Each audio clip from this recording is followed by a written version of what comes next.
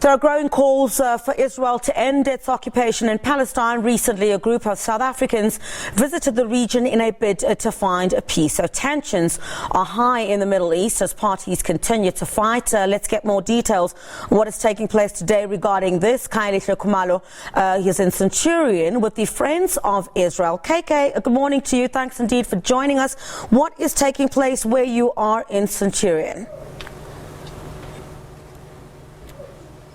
Well, that's right, Criselda. So it's often dubbed as one of the most enduring conflicts. You know, we've seen also the tensions rising recently. We saw the killing of the journalist. And, of course, the investigation to that effect are still underway in Jenin. But, of course, we have just been talking to some South Africans who were there in that region, scouting and really trying to understand the circumstances, especially because there hasn't been a peace deal. There has been sporadic attacks from both ends. But joining us now, of course, is Pamela, and she just got back from that particular region. And of course, she's with the South African Friends of Israel. So, Pamela, they talk about this occupation of the Palestinian territories. I mean, this is something that has been going on for some time. The Israelis' perspective, are we going to see this ending anytime soon? Thank you so much for having me. There's a saying, if the Palestinians had to put down their weapons, there would be peace in one day. If the Israelis had to put down their weapons, they would be annihilated in one day. This is the reality in the Middle East. Israel would love to end the occupation. They said so time and again. I spoke to young people from the IDF who said, we go through so much to defend our country, and yet all the world sees is the other side's narrative that we are an occupying power. I heard one other young lady, she said to me, you know, as much as I have so much hatred towards my country, towards my people, the Jews, but one thing that makes me proud to be an Israeli and to be a Jew is that we send aid out to the world. We send out so much hope. It's in Ukraine, it's only Israel that has been helping the efforts of the refugees. They've brought so many refugees, Jews and non-Jews, into Israel. So Israel is constantly showing the world that they live according to the Judaic principle of tikkun olam, which means to fix the world, to lend a helping hand, and yet constantly all they are getting from the Palestinian leadership, unfortunately, and it doesn't represent the majority of the Palestinians. The majority of Palestinians actually want peace with Israel, but the leadership is determined that they are not going to give peace. Well, what do you make of the argument that the Palestinians are fighting for their land, the annexation, the settlement that we've seen, where we've seen so many Palestinians displaced? So surely there's got to be a fight back of some sort, as opposed to them watching while their land is being taken away. But having said so, the two-state solution, is that still a viable option?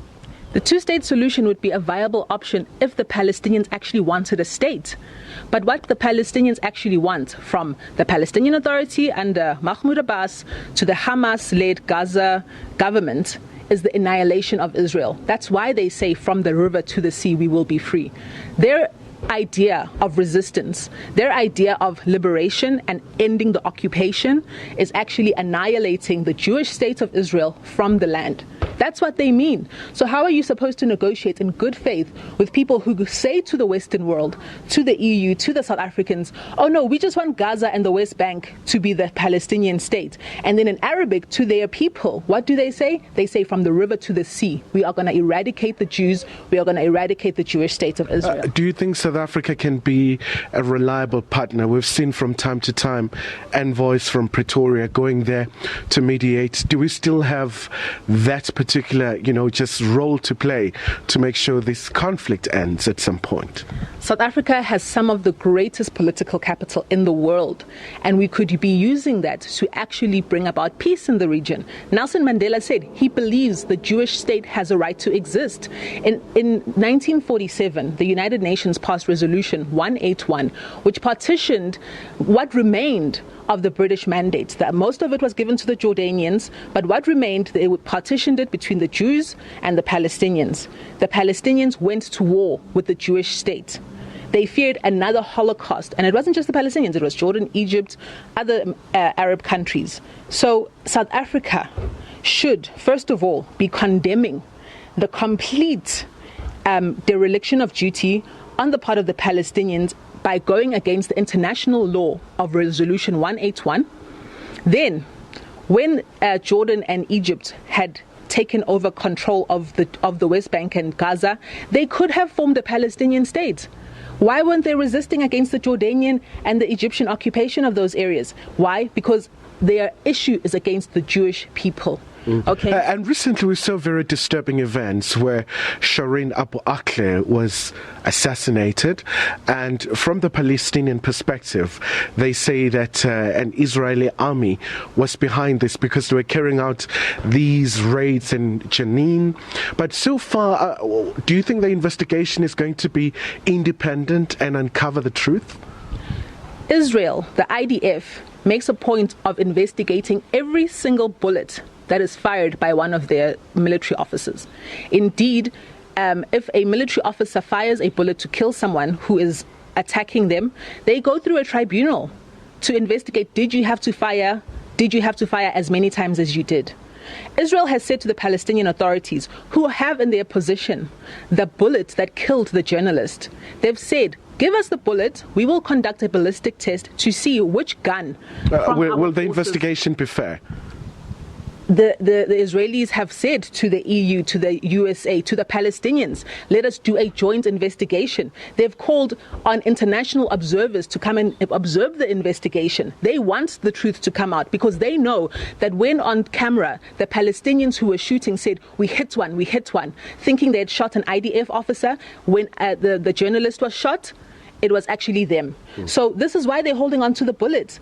Let the truth come out. Israel is all about the truth. That's why they protect journalists. That's why you have the most anti-Israel what about the 50 journalists that have been killed working in the Gaza Strip, working in East Jerusalem, West Jerusalem? But maybe just before I let you go, Pamela, now the issue regarding now whether will peace ever prevail in that part of the world. I mean, we've seen so many inventions across the world, but there hasn't been peace there. Are we ever going to see peace there? Once again, the moment the Palestinians accept the existence of Israel as a Jewish state, as the Oslo Accords actually called for them to do, which they said they would, and they accept the partition plan of 181 and accept that there will not be an eradication of Israel as a Jewish state, then there will be peace. And South Africa is in a perfect position to allow this to happen. South Africa should stop taking the sides of jihadi, anti-Semitic militants like Hamas, Palestinian Jihad, and the Palestinian Authority that actually pays terrorists to kill the Jewish people of Israel, and actually call out the dubious misrepresentation of the facts by the Palestinian Authority, the cynicism that they use to justify their attacks against the Jewish people, against school children. You know, I was in Sderot in Israel, next to the Gaza Strip. I went to a school, the entire school is a bomb shelter because a kilometer away is Hamas-controlled Gaza. Okay. This is how the people of Israel have to live. They have to make schools into bomb shelters. Just let that sink in. Imagine we had bombs coming from Lesotho. What would we do? Would we just accept it?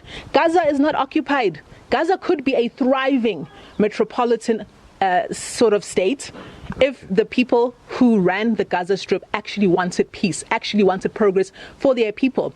The Palestinians in Gaza launched a campaign saying, #they kidnapped Gaza, as a retaliation, an attempt to retaliate against Hamas and how they are living in tyranny under Hamas in the Gaza Strip. Let Frank Chikane and all those who want to come up with pretexters to bash the state of Israel, let them call out Hamas. Start there. But what about the argument? Some say, maybe just before I let you go, Pamela, others talk about these military states, the checkpoints where the access is restricted for the Palestinians. How do we make sure that, they are able to coexist peacefully? One of the reasons why there are checkpoints, and the Egyptians will tell you this, the Rafah crossing into Gaza is one of the most stringently controlled checkpoints. In fact, Israel lets more people in and out of Gaza than Egypt will ever do. Why? Because Egypt is not interested in allowing terrorists from Gaza into Egypt. Israel, on the other hand, because they do actually believe in the philosophy of tikkun olam, of lending a helping hand, they allow the Gazan people to come in and out of Israel. These checkpoints are a necessary a measure to All right. secure the lives of Israeli people. All right. Pamela, thank you so much indeed. Obviously, Pamela very resolute and steadfast in her perspective. And of course, she was part of the South Africans, Griselda, who went to the Middle East to try and observe, to get the perspective from the Israeli. During the course of this week, of course, we did speak to Reverend Chikane, and of course, he went as well to the Palestine side and met with some Israeli, but also very resolute in calling for the cessation of hostilities and calling for the end of the occupation. So it is a very long-standing conflict, and of course the international community at this point has not been able to find a lasting solution. Khayelihle Khumalo live for us in Centurion. Thank you very much indeed for that. Indeed, been a very long-standing conflict.